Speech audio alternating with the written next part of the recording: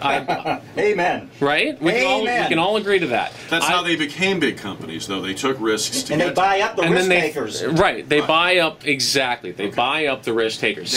So that's fine, but if you want more risk takers, if you as a government want more risk takers, then you need to pay for the risk takers, as opposed to bailing out the people who won't take risks. This is what happened. The government didn't pay Steve Jobs to take risks. No, but the government doesn't pay the risk takers. Steve Jobs is not the only person who ever took a risk. The pay for the risk takers is that they become successful. They build a better mousetrap, and so they then acquire more capital to do other things with that capital. And then a non-risk taker buys them out for some huge payday. Well, you keep saying, no, wait. You keep saying a because of the non-risk taker patent buys them out. You keep saying to buy them out. Then what do they do with technology? They put the technology to use. Yeah, no, I'm saying that's where entrepreneur makes their money in selling, not in owning. So that's the American way. That's fine. And that's fine. I say so I don't see I like the to be. problem in that. There is no problem. We will sort out the problem. We'll sort out the problem in this, if there is a way to sort it out, and come back with more Gang of Four. But first, we head into the KTSA 24-hour newsroom. It's 10:26. See, we don't know how to. Holiday reflex Pavlov. It is 10:33 on the News and Talk of San Antonio, 550 KTSA. Jack Riccardi, Gang of Four is here. JT Street from Fox San Antonio, Jim Eskin from stratagems.com, and the Judge, Steve Hilbig. Here comes the Judge. Is here. There was a great essay by David Galertner in the Wall Street Journal about Steve Jobs. He was making the point that this is really the first time in the computer world or the tech world where people have had to be this reflective and this sober. It's generally the death of Steve Jobs is the first such moment, it has made people sort of stop and think about the ideas of design, technology, function. We talked yesterday on the show about how one of the great things about Steve Jobs was that his products met you where you were. You didn't have to learn some obscure set of skills to use them. He figured out what you wanted to do anyway and met you there with technology. But he was also a pretty reflective guy himself. Let me play a little bit of Steve Jobs, a moment with Steve Jobs. Pull on your headphones and listen to this. Avoid the trap of thinking you have something to lose. Your time is limited, so don't waste it living someone else's life. Don't waste it, Kareem. Great thing to think. That's a good quote. Steve Jobs. Galertner writes, in the mid-70s, Xerox invented the personal computer. They called it the Alto. It had on-screen windows, menus, icons, graphics, and the mouse. But at meetings, Xerox executives were completely unimpressed. It was expensive, and who needed a personal computer anyway?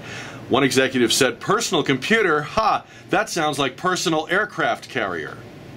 So he didn't invent it, he just knew what you could do with it. And I was amazed the first time I went into an Apple store at how people went into that store with what they wanted to do, and they walked out with a new way to do it. I mean, he didn't invent it, but he certainly probably more than anyone else, integrated it into our way of life. Changed us. Exactly, and look at that was Jobs' hallmark. I mean, look what he did with Pixar. When he bought Pixar, it was $10 million. Now it's $5 billion. When Jobs and a guy like Pixar, George Lucas didn't know what to do with that technology. No. Well, Lucas was a wonk. He wanted the company for the tech. He wanted it for doing all these things. I mean, ILM, same thing. But Jobs took it over and said, we can do stuff with this. We can make movies with it. We can make Toy Story. And that's when Pixar, boom, exploded. And Lucas was like, oh, that's what I was supposed to do with that. Now, JT, people are drawing the parallel. Hey, look what happened when Apple and Steve Jobs parted ways there in the 80s. The company had a very tough time. The guys that took over, although very seasoned executives from major companies, didn't seem to know what to do. He comes back late in the 90s, and it's been all up ever since. What happens to Apple now? Well, when he came back, he brought with him, I might I'm nerding out here a little. He had invented. That's why I'm asking. He had invented an operating system called Right. Next. Right. And it wasn't doing very well. It was too nerd-based. I mean, computer guys loved it, and they would not let it go. But everyone else said no. You know, And that became OS X, right? Right. That was so when they got Jobs back, they took Next with them.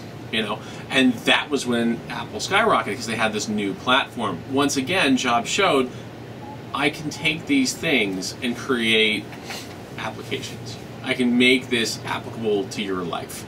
And now that he's gone, it scares. I think that's why a lot of the reason you're seeing such an outpouring of grief. They're not mourning Steve Jobs, creator of Apple. They're mourning Apple because Apple was Jobs. And I think there's a little bit of fear mixed in with that grief because now, I mean, that company is. But could that be exaggerated, do you think? I mean, isn't there a blueprint here that they can follow? Well, I mean, I think the mark of a great leadership is not what you can do, but what you can, of course, get others to do. And I really believe that Apple will remain strong. That, you know, Steve Jobs was preparing for this transition, and I'll bet you, I mean, there's a strong culture and vision in place that's shared by that organization.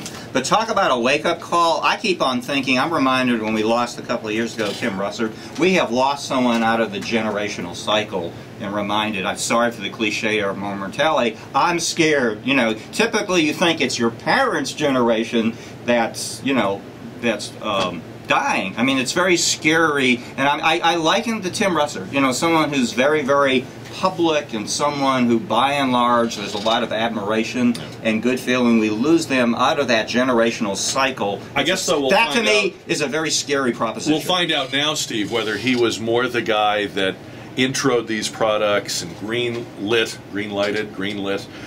these products, or whether he really was the heart and soul still of that company.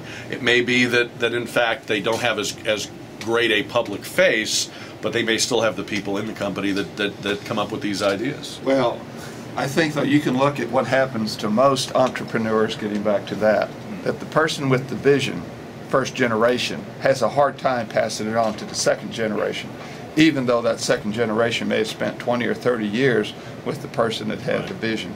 And so there's bound to be a fall off. That's not to say that no one else out there could ever have that sort of vision or see it, but I think that's what the essence of Steve Jobs was, is that he could put things together and say, okay, now we take it in this new direction. And the bar is higher. We were talking yesterday about how even if you look at non-Apple products, they look a lot like Apple products.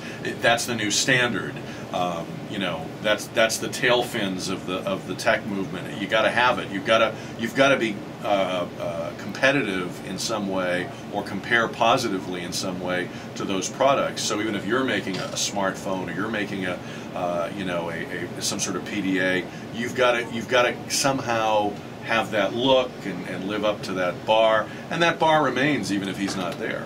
Yeah, except I think that the transition will occur when the person comes up with a new thing that nobody ever thought of before, like, I really don't need that, but then you discover, no, that this is something I can incorporate to my everyday life, and that'll become the new bar. I don't think every one of those products in the future is coming out of Apple. No. They've had a great run, but you know, if you look at the history of companies in America, I mean, they'll have a great run, but they're not going to be forever. You can't teach vision. You know, I mean, you can be around a visionary, you can learn what you can, but you can't teach. But you being can a visionary. instill a culture, and I think there will be a very strong culture at Apple. It's going to moving forward. I don't know though. Great leaders build Corporate culture is pretty unreliable. Well, I mean, I think in the old scheme, you know, in these massive corporations that the employees feel detached from the vision. New Coke didn't come from the Coke culture, you know. I mean, it won't take long for some really harebrained idea to come along. I saw a protest sign at these Occupy protests that said "Bring back Crystal Pepsi." I thought that was well. It's about time somebody said that. I don't know why. They bring back New Coke. It wouldn't be me. Oh, Crystal Pepsi way worse than New Coke. Oh yeah. Because it was disturbing as well as the. It was like it tasted like a terrible offshoot of Sprite. It was just bad. All right, we're back with more Gang of Four. I promise no more talk about Crystal Pepsi. But first, 10:42 on 550 KTSA. Reese with KTSA Headlines.